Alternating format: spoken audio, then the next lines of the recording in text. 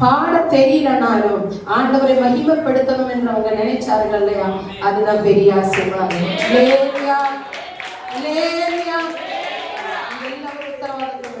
நம்முடைய சபையில கடந்து வருகிறார் யாரு வியாதிஸ்தராக இருந்தால் அவர்கள் பரிபூர்ண விடுதலை அடைவதற்காக நாம் ஒவ்வொருத்தர் உத்தரவாதத்தை எடுத்து அவர்களுக்காக நாம் ஜெபிக்கும் போது வல்லமையுள்ள தேவன் வல்லமையோட இறங்குவார்.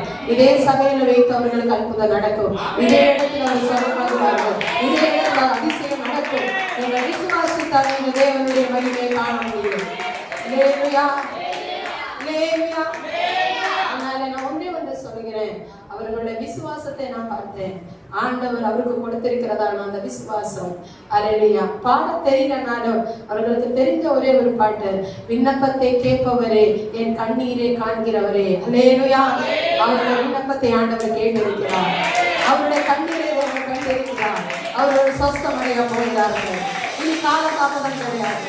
அவர்கள் குணமடைந்த இடத்தில் அவர்கள் அநேக ஜனங்களுக்கு சாட்சியாய் மாற போகிறார்.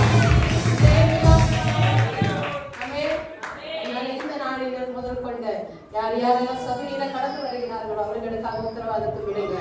ஆமென். குடும்பமாய் நம்ம எல்லாரும் ஒரு குடும்பம். இந்த குடும்பமாய் ஒரு மனப்பட்டு ஆண்டவருடைய சமூகத்துல நீங்க எவைகளை கேட்டாலும் அதில் தேவன் அதை அருளி செய்கிற தேவனாய் இருக்கிறார். ஆமென். அதனால இந்த நாளில் இருந்து நீங்க ரெண்டு விஷயம், குடும்பங்களுக்காகவும் சபையில கடந்து வருகிற வியாதிஸ்தர்களுக்காக, வியாதின்னு சொல்ல முடியாது, ஏதோ ஒரு காரணத்தினாலதான் அவர்களை அப்படி வைத்திருக்கிறாங்க, மற்றபடி வேறொரு காரணம் இல்ல. அதை நான் போன தடவை அவர்களை பார்க்கும்போது சொன்னேன், நாம் செய்த பாவங்கள் எதுவாய் இருந்தாலும் ஆண்டவருடைய சமூகத்திலே சொல்லி ஒப்பரவாகும் போது உங்களுக்கு குணமடையும். ஆண்டவர் உதவி செய்வார். தேவன் விரும்புகிறார். ஆமென். அதனால அவர்களுக்காக நீங்கள் தொடர்ந்து ஜெபிக்கும்படிக்காக. அப்பொழுது இந்த வசனம் எனக்கு ஞாபகம் வந்து நான் எடுத்த பிரசங்கம் வேற. ஆண்டவர் சொல்லுகிறார் என்ன தெரியுமா? அதில் 38 வருஷமாய் வியாதி கொண்டிருந்த ஒரு மனுஷன் அங்கே இருந்தார். எங்கே இருந்தா தெரியுமா? பெதஸ்தா குளத்திங்கள் அருகே இருந்தார். 38 வருஷமாய் அவர் வியாதிஸ்தனாய் கிடந்திருந்தான். அவன் எழும்ப முடியாமல் ஒரு படுக்கையை போட்டு என்ன செய்து கொண்டிருந்தான்? அந்த பெதஸ்தா குளத்திங்கள் நடந்து கொண்டு படுத்து கொண்டிருந்தான். அவனுக்கு எழும்ப முடியாது. அவனை தூக்கி அந்த பெதஸ்தா குளத்தில போட யாரும் கிடையாது. ஆனாலும் அவனுடைய விசுவாசம், எத்தனை வருஷமானாலும் பரவாயில்ல, நான் இந்த பெதஸ்தா குளத்துல தான் இருப்பேன். அல்லேலூயா. மாதிரிதான் முத்துமாரி அவர்கள் எழுதுல சொன்னாங்க, என்ன ஆனாலும் சரியக்கா, நான் உங்களை விட்டு போக மாட்டேன். அல்லேலூயா. எனக்கு ஆண்டவர் சுகம் கொடுத்தாலும் சரி, சுகம் கொடுக்காவிட்டாலும் சரி, நான் இந்த சபைக்கு தான் வருவேன். அதுதான் ஆண்டவர் மகிமைப்படுத்துகிற காரியம். அப்போ தேவன் அவர்களுடைய விசுவாசத்தை பார்க்கிறாங்க. அல்லேலூயா. பகிரங்கமாய் பார்க்கவில்லை.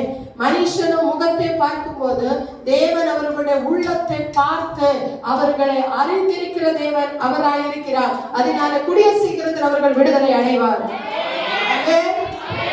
எதுக்கு? விசுவாசித்தாலே தேவனுடைய மகிமை காண்பார். ஒவ்வொரு நாளும் நீங்க விசுவாசிக்கணும், நான் குணமடைய போகிறேன், என்னுடைய வியாதியிலிருந்து நான் விடுதலை அடைய போகிறேன். ஒவ்வொரு நாளும் நீங்கள் வாயினாலே அறிக்கை பண்ணும் போது, எவைகளை நீங்க என்னுடைய நாமத்தினாலே கேட்டுக்கொள்கிறீர்களோ அவைகளை பெற்றுக்கொண்டோம் என்று விசுவாசியுங்கள், அப்பொழுது உங்களுக்கு உண்டாகும் என்று யோவான் சுவிசேஷம் 14ஆம் அதிகாரத்திலே 4ஆம் வசனத்திலே சொல்லப்பட்டிருக்கிறது. அதனால நீங்கள் உங்கள் வாயினாலே எதை அறிக்கை இடுகிறீர்களோ அது கர்த்தர் உங்களுக்கு அருளி செய்வார். 38 வருஷமாய் வியாதி கொண்டிருந்த அந்த மனுஷன், அவனுக்கு விடுதலை அடையணும் என்று அவனுடைய வாஞ்சையாய் இருந்தது. யாரும் அவனை பார்க்க யாரும் கிடையாது, எடுத்து குளத்துல போடவும் யாரும் கிடையாது. தேவதூதர்கள் குளத்திலே இறங்கும் போது, குளத்தை கலக்கும் போதுதான் முதலாவது யார் அந்த குளத்தில் இறங்குகிறார்களோ அவர்களுக்கு தான் விடுதலை. அல்லேலூயா. ஆமென். இந்த நாளிலும் ராமசாமி குடும்பத்தை பெதேல் பிளஸிங் மிஷன்ல கொண்டு வந்திருக்கிறதா தேவனுடைய நோக்கம் வந்து இருக்கிறது. ஆமென். அவர்கள் பெதஸ்தா குளத்துக்கு நடுவில் வந்திருக்கிறார்கள். தேவன் அவர்களை விடுதலை ஆக்குவார். அல்லேலூயா. நாம் விசுவாசிக்கிற மாதிரி தான் நமக்கு வந்து சேரும். ஆமென். இல்ல இல்ல இல்ல அந்த வார்த்தை நமக்குள்ள வரக்கூடாது. முடியாது முடியாது முடியாது, அது வந்து சத்ரு கொண்டு வருகிற காரியம். எனக்கு முடியும், என்னால விடுதலை பெற முடியும், விடுதலை ஆக்குவார், நான் விடுதலை அடைவேன், நான் சொஸ்தமாகுவேன், நான் சாட்சியாகுவேன் என்ற விசுவாசம் உனக்குள்ள இருந்தா தேவன் நிச்சயமாகவே ஆலய ராமசாமியான தேவன் விடுதலை ஆக்க வல்லவராக இருக்கிறார். அல்லேலூயா. அதுக்கப்புறம் சொல்லுகிறது, அல்லேலூயா, படுத்திருந்த அவனை இயேசு கண்டு, வசனம் சொல்லுகிறது, படுத்து கிடந்திருந்த அவனை இயேசு காண்கிறார். அவன் வெகு காலமாய் வியாதிசனம் அறிந்து அவனை நோக்கி, சொஸ்தமாகும் என்று விரும்புகிறாயா என்று கேட்டார். அல்லேலூயா. நீங்கள் சொஸ்தமாக வேண்டும் என்று நீங்கள் விரும்பணும். அல்லேலூயா. அதுக்கு அவன் உத்தரம் கொடுத்தது என்ன தெரியுமா? அதற்கு வியாதியஸ்தன், ஆண்டவரே, தண்ணீர் கலக்கப்படும் போது என்னை குளத்தில் கொண்டு போய் விடுகிறதற்கு ஒருவனும் இல்லை. நான் போகிறதற்கு வேறொருவன் எனக்கு முந்தி இறங்குவான் என்றார். ஒருவேளை அந்த ராமசாமி அண்ணனுக்கு முந்தி போய் நிற்க முடியலனாலும், அவர்களை பலவீனப்பட்ட கரங்களினாலும் கால்களினாலும் தேவன் அதெல்லாம் பார்க்கலாம். அவருடைய உள்ளத்தை பார்த்து, வியாதேசம் எத்தனை வருஷமாக இருந்தாலும் தேவனுக்கு ஒரு செகண்ட் போதும். அல்லேலூயா. ஒரு செகண்ட் போதும். தேவன் கேட்ட ஒரே ஒரு, நீ சொஸ்தமாகணும் என்று விரும்புகிறாயா என்று கேட்டார். அப்ப அவன் சொல்லுகிறான், எனக்கு முன்னமே எல்லாரும் போய் இறங்கி விடுறாங்க, எனக்கு மட்டும் யாரும் இல்லை என்று அவன் அந்த இடத்திலே வருத்தப்படுறாங்க. ஒன்னே இன்னைக்கு நான் சொல்லுகிறேன், நீங்கள் வருத்தப்பட வேண்டிய தேவையில்லை. கர்த்தர் உங்களோடு கூட இருக்கிறார். உங்களை சொஸ்தமாக்கும்படிக்காக, உங்களை விடுதலையாக்கும்படிக்காக, உன் படுக்கை எடுத்துக்கொண்டு நடக்கும்படிக்காக தேவன் விரும்புகிறார். நீ உன் படுக்கை எடுத்துக்கொண்டு நட. அல்லேலூயா. சொஸ்தமாக்குகிற தேவன் கர்த்தர். அல்லேலூயா. சொஸ்தமாக்குகிறவர் கர்த்தர். விரும்ப வேண்டியது நாம். ஆமென். நான் விரும்பினா எனக்கு விடுதலை உண்டு. நான் விரும்பணும். விரும்பாத பட்சத்தில் தேவன் சொஸ்தமாக்க மாட்டார். நாம் விரும்பினால்தான். அப்பொழுது அவன் சொல்லுகிறான், அவன் இயேசு அவனை நோக்கி, எழுந்திரு, உன் படுக்கையை எடுத்துக்கொண்டு நீ நட. உனக்கு நீ படுக்க வேண்டாம், உன் படுக்கையை எடுத்துக்கொண்டு நீ நட. இந்த அதிகாரத்தை நீங்க குறிச்சு வச்சுக்கோங்க. இந்த அதிகாரத்தை நீங்க போய் ஒரு 4 தடவை வாசிங்க. வீட்டுல போய் படிச்சுட்டு ஆண்டவருடைய சமூகத்துல கேளுங்க, என் கணவனுக்கு ஒரு விடுதலை கொடுங்க ஏசப்பா, முழங்கால் போடுங்க. ஏசப்பா உங்களோடு கூட பேச விரும்புகிறார். அல்லேலூயா. ஏசப்பா பேசுவார், அவர்கள் விடுதலை அடைவார். நீங்க தான் உங்க குடும்பத்துக்காக, உங்க கணவருக்காக உத்தரவாதம் எடுக்க வேண்டியது முத்து மாதிரிதான். அதனால நீ உத்தரவாதம் எடுக்கும் போது உன் கணவருக்கு விடுதலை உண்டாகும். அல்லேலூயா.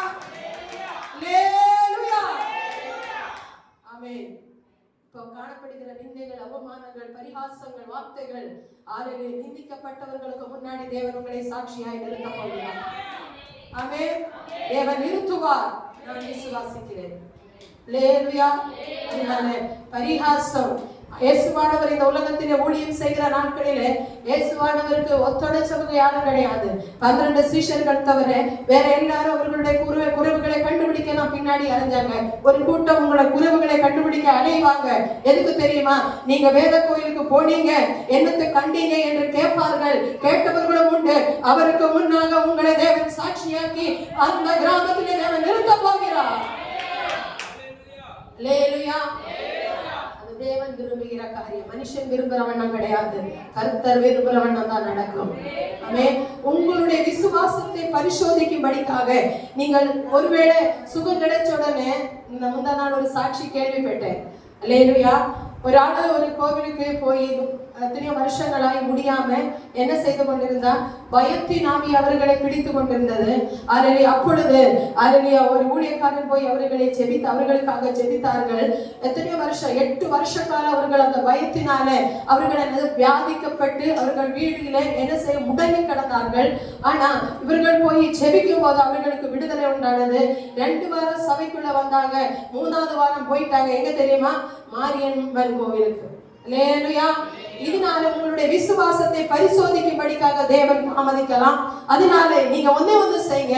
அதுல தேவன் எனக்கு விடுதலை கொடுத்தாலும் இல்லையோ, நான் நம்புகிற கர்த்தர் இன்னார் என்று நான் அறிந்திருக்கிறேன். அவர் என்னை விடுவிக்க வல்லவராய் இருக்கிறார் என்று நாம் விசுவாசிக்கிறோம். தேவன் உங்களுக்கு விடுதலை கொடுப்பார். அல்லேலூயா. அப்போ இந்த ஊழியக்காரன் பார்த்துட்டாங்க, 8 வருஷமா வியாதிஸ்தராய் கடுவாங்கலாம். எதுக்குமா நீங்க திரும்பவும் அங்க போனீங்க? அப்ப சொன்ன பதில் என்ன தெரியுமா? மாரியம்மன் கோவில் இருந்து எனக்கு அந்த அம்மா என்ன கூப்பிட்டுட்டே இருக்காங்க, அதனாலதான் நான் போனேன்.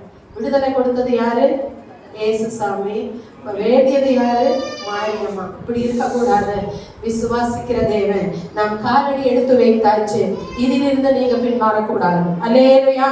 தேவன் விடுதலை கொடுக்கிற தேவனா இருக்கிறார். அதனால அந்த கோவில போய் இந்த கோவில போய் ஹalleluya தாயத்தை கட்டி ஹalleluya அதெல்லாம் உங்களுக்கு விடுதலை கொடுக்க மாட்டாங்க ஆண்டவர். ஒண்ணே ஒண்ணு நான் சொல்லுகிறேன், நீங்கள் விசுவாசிக்கிற தேவன் இன்னார் என்று நீங்கள் உள்ளத்தின் ஆழத்திலிருந்து நீங்க நம்பணும். முதலாவது நான் விசுவாசிக்கணும். நான் விசுவாசிக்கிற தேவன் எனக்கு விடுதலை கொடுக்க வல்லவராய் இருக்கிறார் என்பதை நான் விசுவாசிக்கும் போது எனக்கு விடுதலை உண்டு. நீ விசுவாசிக்கணும். அல்லேலூயா. அதனால எத்தனை வருஷமா இருந்தாலும் தேவனுக்கு ஒரு செகண்ட் போதும். அந்த வழியாய் தான் நடந்து போனாங்க. அவரை பார்த்து சொல்கிறாங்க, நீ குணமாகணும் என்று விரும்புகிறாயா என்று ஒரே ஒரு கேள்வி மாத்திரத்திலே அவன் சொஸ்தமானான். உன் படுக்கை எடுத்துக்கொண்டு நட என்ற பாத்திரத்திலே அவன் படுக்கை எடுத்துக்கொண்டு நடந்தான். இதுதான் விசுவாசம். அல்லேலூயா. நாமும் அப்படிப்பட்ட விசுவாசத்துக்குள்ளாக நாம் கடந்து செல்லணும். அதிலே வெளியகரமான விசுவாசம் கிடையாது. உள்ளத்தின் ஆழத்திலிருந்து எப்பேற்பட்ட வியாதியஸ்தரை விடுதலை ஆக்குகிற தேவன் அவர் ஒருவரே. அவர்கள் முன்னாடி யாராலே நிற்க முடியாது. அவருடைய மகிமைக்கு முன்னாடி நாம் ஏமாற்றலாம். கர்த்தர் ஒருவரால் தான் முடியும். அவராலே முடியும். இயேசு இயேசு இயேசு இயேசு அல்லாமல் வேறொரு தேவன் இல்லை. இயேசுவால் கூடாத காரியம் ஒன்றுமே இல்லை. இயேசுதான் உண்மையான தேவன் என்பதை நம் உள்ளத்தின் ஆழத்தில் இருந்து சாட்சிப்படுத்தும் போது தேவன் உங்களுக்கு விடுதலை கொடுப்பார். அல்லேலூயா. அப்பொழுதுதான் அவன் படுக்கை எடுத்து நடந்த உடனே சில யூதர்கள் அவர்களுக்கு பின்னாடி நடந்து, இந்த நாள் என்ன நாளாய்? ஓய்வு நாளாய் இருக்கிறது. நீ படுக்கை எடுத்துக்கொண்டு நடக்கிறது என்னவா? நியாயம் அல்லவா என்று கேட்கிறாங்க. 38 வருஷமாய் படுக்கை வச்சு கிடக்கும் போது யாரும் திரும்பி பார்க்கல. நீங்க விடுதலை அடையும் போது வந்து கேட்பாங்க. அல்லேலூயா. முடியாத பட்சத்தில் யாரும் திரும்பி பார்க்க மாட்டாங்க. முடிந்த பிற்பாடு எல்லாரும் வந்து உங்க முன்னாடி நிற்கிற அளவுக்கு தேவன் உங்களை மாற்றுவார். இந்த நாட்களிலே உங்களை யாரெல்லாம் ஒதுக்கினார்களோ, யாரெல்லாம் தள்ளினார்களோ, யாரெல்லாம் உங்களை வந்து பரிஹசித்தார்களோ, நிந்தித்தார்களோ, அவர்களெல்லாம் உங்க வாழ்க்கையில ஆண்டவர் கொண்டு வந்து நிறுத்துவார். இதுதான் நம்மளுடைய தேவன். நீங்க மறந்து போயிடக் கூடாது. அல்லேலூயா. நியாயம் அல்லவா? இந்த நாள் ஓய்வு நாளாக இருக்கிறதே, நீ படுக்கை எடுத்துக்கொண்டது நடக்கிறது நியாயமா என்று கேட்கிறாங்க. நீங்க யோசிச்சு பாருங்க. 38 வருஷமா உதவி செய்ய யாரும் இல்லாம வெதஸ்தா குளத்துக்குள்ள அதில் இறங்க முடியாம படுத்துக் கொண்டிருந்த மனுஷன் காலையில படுக்கை எடுத்துக்கொண்டு இருக்கிறது போகிறது நியாயம் அல்லவா? நியாயம் தானே? லேலுயா. இது கூட ஜனங்களுக்கு பிடிக்காது. நீங்க மனசுல வச்சுக்கோங்க, ஒரு ஆடு நல்லா இருக்கிறது இன்னொருத்தருக்கு பிடிக்காது. ஒருத்தர் நல்லா இருக்கான், அவனுக்கு என்ன இது வந்து இந்த பேச்சு வரக்கூடாது. தேவனுடைய சமூகத்திலே தேவனை ஆராதிக்கிற தேவனுடைய பிள்ளைகளே, தேவன் எல்லாரையும் ஆசீர்வதிக்கணும் என்று விரும்புகிற தேவன் அவருக்கு யாருக்கும் கொஞ்சம் கொஞ்சமா ஆசீர்வாதத்தை கொடுத்து நீ கொஞ்சத்தில் ஆசீர்வாதமாய் நீ அநேகத்துக்கு ஆசீர்வாதமாய் தேவன் விரும்பல. நீ உங்களை எல்லாவரையும் இஸ்ரவேலின் தேவனே அல்லது இஸ்ரவேலை ஆசீர்வதிக்கிறதே தேவனுக்கு பிரியமாய் இருக்கிறது என்ற வார்த்தையின்படி இஸ்ரவேல் ஜனங்கள் ஆசீர்வாதமாய் இருக்கணும் என்று தேவன் விரும்புகிறார். இஸ்ரவேல் கோத்திரக்காராய் நாமளும் மாறணும். ஆமென். இஸ்ரவேல் ஜனங்கள் தேர்ந்தெடுக்கப்பட்டவர்கள், பிரித்தெடுக்கப்பட்டவர்கள், தேவனுக்காய் வாடுகிற ஒரு கூட்டம். யாக்கோபை பாரு, போராடினான் தேவனுடைய சமூகத்தில். நீ என்னை ஆசீர்வதித்தால் ஒழியே நான் உன்னை விட்டு விலக மாட்டேன் என்ற அந்த போராட்டம் தேவனுடைய சமூகத்திலே நாம் போராடணும். தேவனுடைய சமூகத்திலே நாம் போராடும் போது நீங்க எல்லாரும் யோசிச்சுக்கோங்க, அந்த விசுவாசத்தின்படிதான் உங்களுக்கு தேவன் அருளை செய்வார். விசுவாசிக்கணும். விசுவாசிங்க. கொஞ்ச நேரம், கொஞ்ச காலம், கொஞ்ச நாளத்துக்கு கிடையாது. விசுவாசித்த முழுமையாய் விசுவாசிக்கணும். அல்லேலூயா. அல்லேலூயா. அதுக்கப்புறம் ஆதலால் யூதர்கள் குணமாக்கப்பட்டவரை நோக்கி, இது ஓய்வு நாளாய் இருக்கிறதே, படுக்கை எடுத்துக்கொண்டு போகிறதுக்கு உனக்கு நியாயமல்ல என்றார்கள். அவன் அவர்களுக்கு பிரதியுத்தரமாக, என்னை சொஸ்தமாக்கினவர் உன் படுக்கையை எடுத்துக்கொண்டு நடாவென்று எனக்கு சொன்னார் என்றார். அல்லேலூயா. அவனை சொஸ்தமாக்கினது யாரு? இயேசு. அல்லேலூயா. இயேசு அவர்கள் தான் சொஸ்தமாக்கி, அவர்கள் தான் சொன்னார், உன் படுக்கையை எடுத்துக்கொண்டு நீ நட. இந்த நாளில் ஆவிக்குரிய வாழ்க்கையில நீங்கள் அதில் ஒருவேளை படுத்துக் கொண்டிருக்கலாம். இன்றைக்கு ஆண்டவர் சொல்லுகிறாங்க, உங்களுடைய படுக்கையை எடுத்துக்கொண்டு நீ நாங்கள் நடாங்க. அல்லேலூயா. ஆவியில உண்மேஷம் எடுங்க, உண்மேஷத்துல வளருங்க, அதில் உணர்வடையுங்க, தாகமுள்ளவர்களாய் மாறுங்க, கர்த்தருக்காய் வாழுங்கள். அல்லேலூயா. ஆவியை அவுத்து போடாதீங்கள். அல்லேலூயா. அல்லேலூயா. இந்த நாளிலே தேவன் சொல்லுகிறது, ஆவிக்குரிய வாழ்க்கையில இன்னும் நம்மளால முன்னேற முடியாம, தேவனுடைய ஆசீர்வாதம் பெற்றுக்கொள்ள முடியாம இன்னும் நாம் படுத்துக் கொண்டு இருக்கிறதா இருந்தா, ஆண்டவர் உங்களை பார்த்து சொல்லுகிறார், உங்களோட படுக்கையை எடுத்துக்கொண்டு நடா. அல்லேலூயா. நடக்க வேண்டாமா? இப்படியே இருந்தா போதுமா? எல்லாரும் ஒரு கையில கரங்களை தட்டுங்களேன். ஆமென். உங்களோட படுக்கை எடுத்து நீங்க நடக்கணும். இந்த ஆசீர்வாதம் போதாதப்பா, நிறைய ஆசீர்வாதங்களை நாம் பெற்றுக்கொள்ளணும். தேவனுடைய சமூகத்தில் என்னென்ன ஆசீர்வாதங்கள் இருக்கோ அத்தனை ஆசீர்வாதங்களுக்கு பங்காளிகள் நாம் தான். அல்லேலூயா. ஒன்னும் தேவன் குறைக்க மாட்டார். அதிலே நீங்கள் எவ்வளவு அதிகமாய் தேவனை விசுவாசிக்கிறீர்களோ, எவ்வளவு அதிகமாய் தேவனுடைய சமூகத்தில் முழங்கால் படியிருக்கிறீர்களோ, எவ்வளவு அதிகமாய் தேவனை நீங்கள் நேசிக்கிறீர்களோ, அவ்வளவு அதிகமாய் தேவன் உங்களுக்கு கொடுக்க வல்லவராயிருக்கிறார். அல்லேலூயா.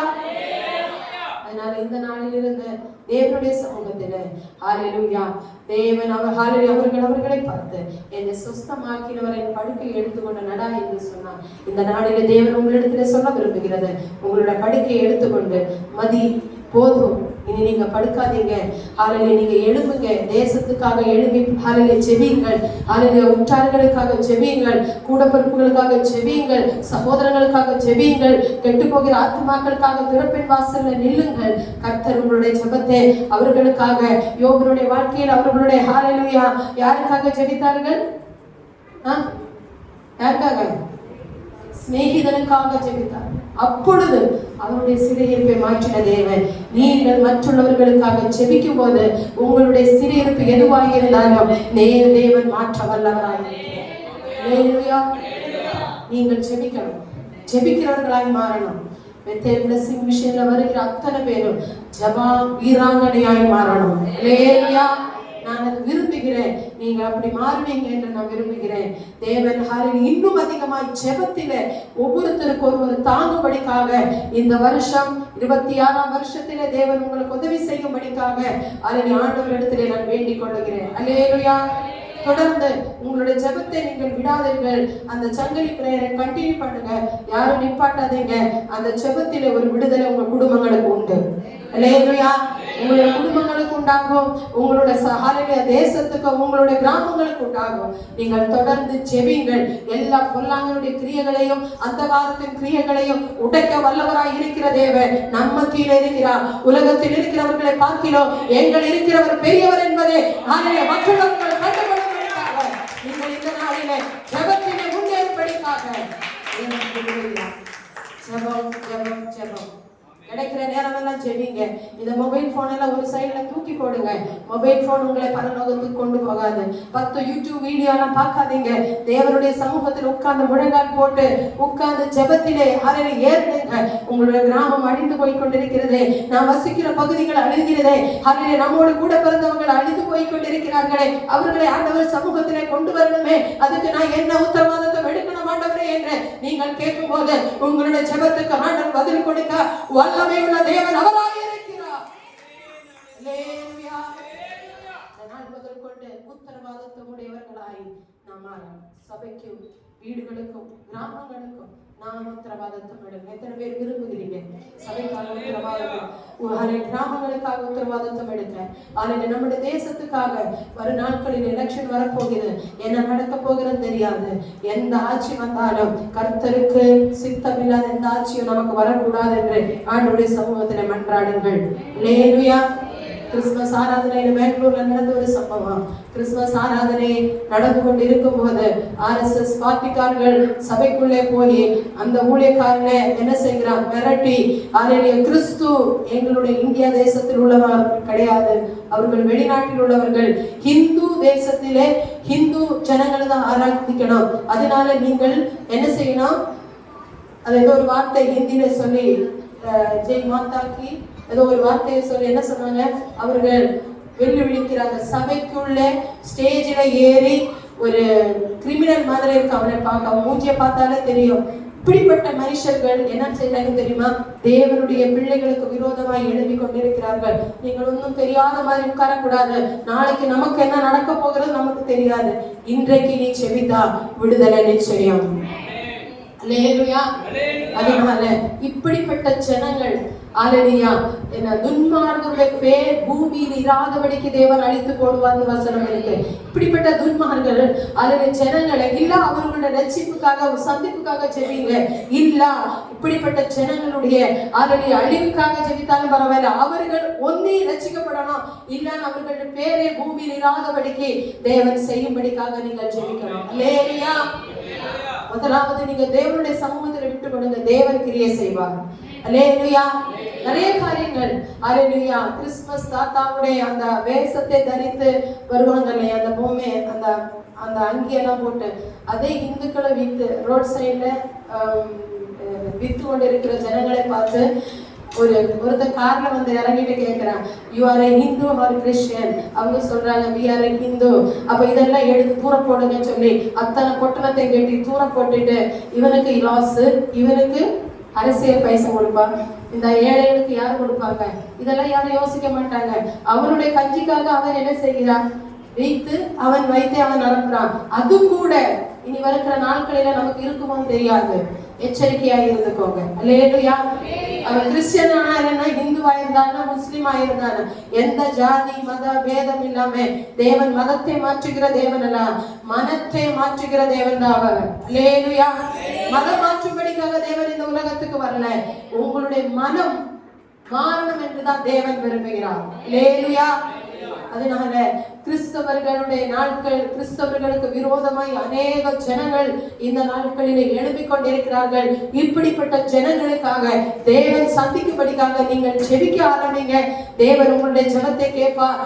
தேவனுக்கு சித்தமில்லாத ஆட்சி வராதபடிக்கு அதிலே நீங்கள் உங்களுடைய ஜெபத்தினை நினைவு கூறும்படிக்காக ஆண்டவருடைய சமூகத்திலே அன்போடு நான் கேட்டுக்கொள்கிறேன். அல்லேலூயா. அதனால தொடர்ந்து நாம் திருவிருந்து பந்திக்கு நேராய் கடந்து செல்வோம். தேவன் நம்மளை ஆசீர்வதி. மூலிகை ஞான ஸ்நானம் எடுத்தவர்கள் கர்த்தருக்கு முன்பாகவும் சபைக்கு முன்பாகவும் பந்தியிலே பங்கெடுக்க ஆயத்தமாயிருக்கிறேன், யாவரோடும் சமாதானமாயிருக்கிறேன் என்று சொல்லி இந்த பந்தியிலே நாம் பங்கெடுப்போம்.